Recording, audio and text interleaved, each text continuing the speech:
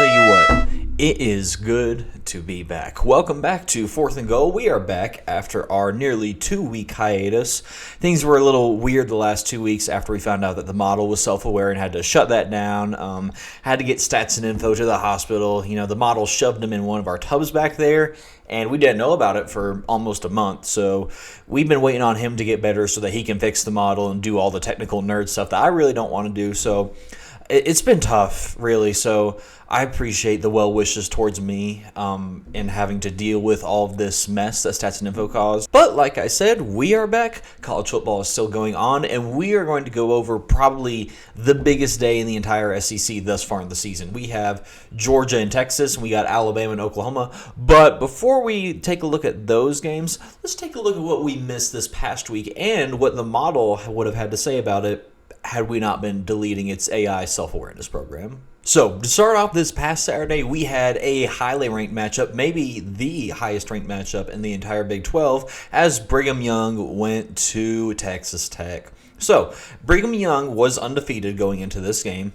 They had purely run the ball all year. No one had really been able to slow them down in that regard, but it was known, hey, if BYU doesn't run the ball, what's going to happen to their offense? Well, BYU ran into the brick wall of all brick walls in the Big 12, also known as the Texas Tech run defense, and proceeded to not do much of anything on offense. And Texas Tech, their offense was kind of herky-jerky as it's been all year, but, if your opponent isn't scoring, it doesn't really matter. And Texas Tech ended up blowing them out. Was not a close game. We're really happy that the model technically called this one. It predicted a blowout. Here's what it said. So I'd say the margin in what the model was guessing is pretty accurate to actually the margin in the game, but neither team, obviously, neither of them did that much scoring. So great work with the model, seeing that discrepancy and that Texas Tech was going to be able to completely shut down Brigham Young's run offense, and that essentially locks up Texas Tech in the Big 12 championship game, I would say, anyways, unless they have quarterback injury. Now, in terms of the Big 12, I think the championship game for that league could be a rematch between Texas Tech and Brigham Young.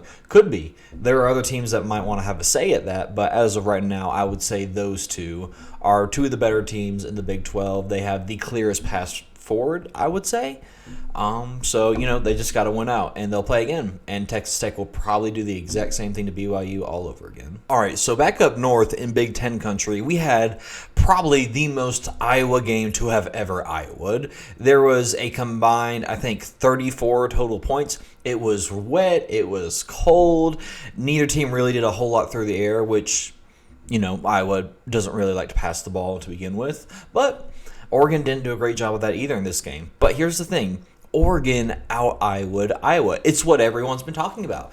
In this game, which was going to be a defensive slogfest, it was Oregon that got the safety that ended up being the difference in the game. It was Oregon that was able to, kind of hold their pants up a little bit, hike them up a little bit, take that last game-winning drive, kick the field goal, and get out of there before it got any worse. Now, while the weather absolutely had a say in the style of game that this was going to be, the model, this is very interesting, the model predicted a close game.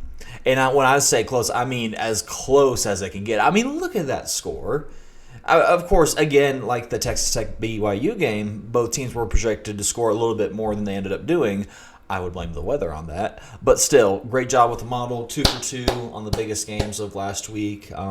It's a shame we couldn't get it up and running. We had to delete all that psychotic self-awareness stuff. It was an absolute headache. But anyways, that was last week's games. Now let's look ahead to this week's games. So one thing I want to mention with these two games, I think that it is going to be very rare and unique going forward into the future of college football to have two SEC games where all four teams still have just about everything to play for.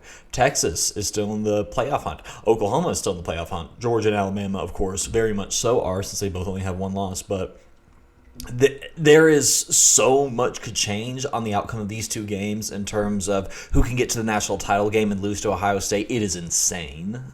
So first, at 3:30 tomorrow, we have Oklahoma going to Tuscaloosa in a rematch of the 24-3 blowout that knocked the Crimson Tide out of the playoff.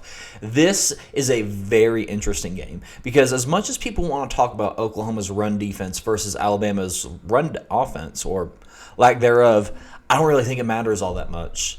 I mean, if Alabama is already scoring in the mid-20s without a rushing attack, does it really matter if Oklahoma stops their run? I don't think it does. What I'm interested about is the pass blocking that Alabama is inevitably going to have to do. Like, can they, dink and dunk their way on first and second down to make it third and manageable? And then when Oklahoma brings the pressure, how many people do they have to bring to get Ty Simpson? Do they need 4? Because if they only need 4 people, that leaves 7 on the back end that they can use to try to, bait Ty Simpson to maybe some bad throws or stay in coverage. If they need to bring more, I would assume that probably leaves someone open. And Ty Simpson, he's been very good at diagnosing defenses, what they're showing him, and either making a smart throw to throw it away if there's nothing there, or just, hit a 15-yard strike to someone that just barely got open. That's really what the Alabama offense does. It has flashes of being really good, but honestly, when it gets down to it, that thing just does just enough of what is needed to eke out a win. Well, as long as they're not playing Florida State. Personally, I think the other side of this game is more interesting. Oklahoma's offense versus Alabama's defense. Alabama's defense has been elite on the back end. They give up maybe one explosive pass every 2 or 3 weeks. They have been very good at holding teams under their season averages when it comes to passing the ball. Their run defense is a little suspect. They're okay, but they're also good for about 1 or 2 50, 75-yard touchdowns every single game as well. So, with Oklahoma's offense, what I'm curious about is they've been running the ball pretty well the last 2 games, but they were against Tennessee and Ole Miss. Those are 2 very much so not good run defenses. Like, I would say even definitively they are worse run defenses than Alabama's. So, is what we've seen from Oklahoma in terms of having a 100-yard rusher these past 2 games, is that a product of bad defense, or have they sorted things out on their offensive line? I think that could really change what this game looks like. Because what Alabama wants to do to Oklahoma is what they did to LSU this past weekend. They want to just minimize the scoring, and they think they probably can because Oklahoma, like I said, their running game to start the season wasn't that good, a lot like LSU's. Alabama just really just created a lot of negative plays, and when LSU did get into the red zone, they held them to field goals. And that's what Alabama wants to do to Oklahoma here. But if Oklahoma can run the ball consistently, I'm not talking about one big run, if they can consistently run the ball, if they can consistently stay ahead of the chains, that will make life a lot easier on John Mateer, who has been prone to the occasional knucklehead interception. And this is not the defense that you want to throw knucklehead passes to. So, can Oklahoma run the ball?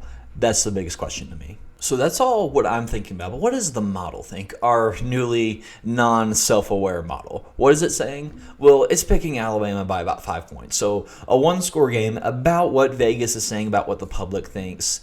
I tend to agree with it. I think that Alabama is going to be very inconsistent on offense, but I think Oklahoma is going to be even more so inconsistent on offense. So give me Alabama to make just a handful more plays than Oklahoma does in that second half to win the game, get out of Tuscaloosa, and that will essentially just punch their ticket to the playoff. Because even if they do lose to Auburn, they'll probably be 10-2 because they are not losing to Sanford or whoever the heck their cupcake is. Then, in Athens, Georgia, Texas is heading in trying to finally beat Georgia. They tried it twice last year. They failed both times. I would say the first one was a bit more miserable of a failure than the second one because the second one was closer and went to overtime. So, in this game, I think we know what Georgia is.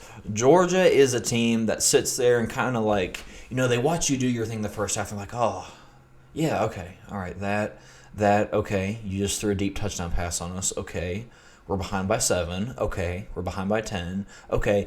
And then you get to the fourth quarter, and they just throw the biggest haymaker you will ever see in your entire life, and then you walk out of there with an L. And it's really tough to explain it. It is tough to explain how that offense just becomes so sharp in the fourth quarter. It is tough to explain how that defense just locks you down in the fourth quarter. They want to make it to that last quarter, not getting blown out. As long as they could be losing. They could be losing by 2 scores. If they're not getting blown out, you're done. So we know what Georgia is. I don't know if we know what Texas is, though, because the Texas that we saw the first half of the season doesn't really look like what we've been seeing out in the past few weeks. So the first half of the season, Texas was a defensive-oriented team. They could run the ball okay, but they could not throw the ball to save their lives. And that's crazy thinking about the quarterbacks that Steve Sarkisian has worked with and developed over his career. It was bad. I'm talking there's a wide open receiver on a little out route and Arch Manning throws it in the dirt with no defender nearby. It was rough. But the last couple of games against Mississippi State and Vanderbilt, Texas, they've been throwing the ball to win. And it's a good thing, too, because their defense all of a sudden has been like, okay, we quit. So the defense has quit on them, and now it is back to Arch Manning being the thing that's saving the team, which is what people thought that team would be to go into the season. But after the Ohio State game, no one thought that Arch Manning was going to be a competitive player, much less a good one. So, funny about that, I saw an article that called Arch Manning college football's first bust. Tell me you do not watch this sport regularly without telling me you do not watch college football regularly. There has been way worse than that guy in the past that had way higher expectations. So what I'm curious about is we don't really know what Texas is. I'm not sure if Georgia appropriately knows how to prepare for them because that team has just been so fluid the past few weeks. What does Texas do in the first half? Because I started this off saying that Georgia, you must be just absolutely blowing them out in the fourth quarter. And that's if you want to win by only 1 score. Like, you need a 17 to 21 point lead to win by 1 score against Georgia heading into the fourth quarter. Georgia's pass defense has been pretty suspect this year. Seems ripe for a developing Arch Manning to take advantage of. Georgia's offensive line, that's a big question mark for me. Because Texas, while their secondary has given up, like I mentioned earlier, their run defense, or I think their run defense hasn't given up on the season. They've been really good this year. They're one of the top-rated run defenses in the model.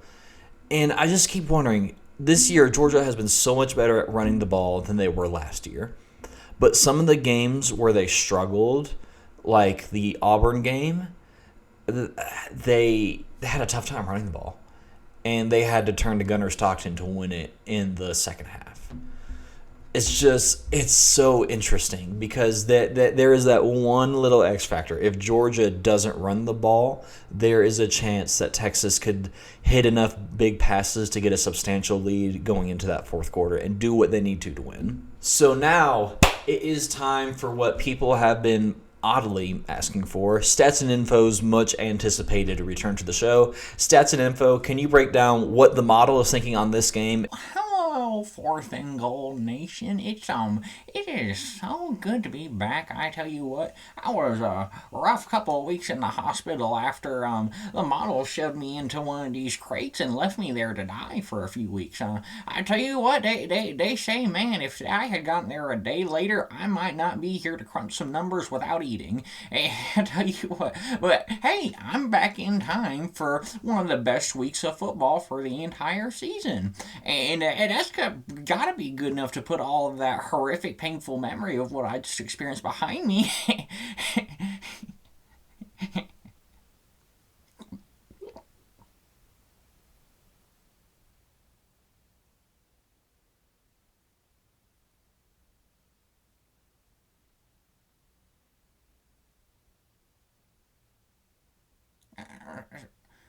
Oh, hello, Fourth and Goal Nation.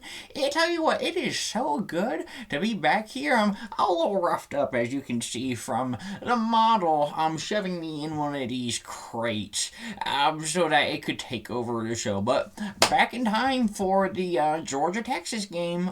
So take a look at the model. We have updated it after that disaster that was the past few weeks, so that it is no longer self-aware.